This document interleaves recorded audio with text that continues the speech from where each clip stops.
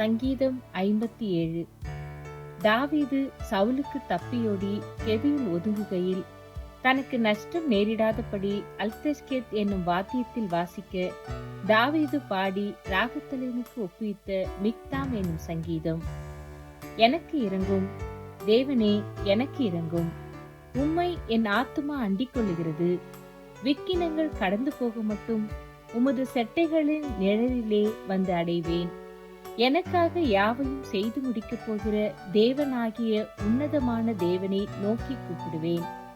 என்னை விழுங்க பார்க்கிறவன் என்னை நிந்திக்கையில் அவர் பரலோகத்திலிருந்து ஒத்தாசை அனுப்பி என்னை ரட்சிப்பார்.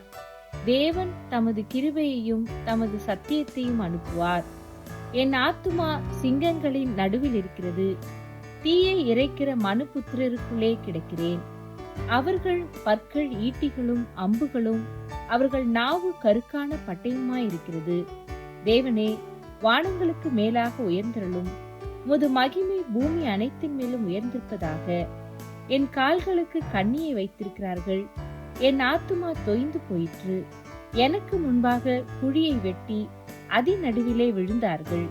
என் இருதயம் ஆயத்தமாயிருக்கிறது. தேவனே, என் இருதயம் ஆயத்தமாயிருக்கிறது. நான் பாடி கீர்த்தனம் பண்ணுவேன். என் மகிமையே விழி, வீணையே சுரமண்டலமே விழியுங்கள். அதிகாலையில் விழித்துக் கொள்வேன். ஆண்டவரே, ஜனங்களுக்குள்ளே உம்மை துதிப்பேன். ஜாதிகளுக்குள்ளே உம்மை கீர்த்தனம் பண்ணுவேன். உமது கிருபை வான பரியந்தமும் உமது சத்தியம் மேக மண்டலங்கள் பரியந்தமும் எட்டுகிறது. தேவனே, வானங்களுக்கு மேலாக உயர்ந்தருளும். உமது மகிமை பூமி அனைத்தின் மேலும் உயர்ந்திருப்பதாக.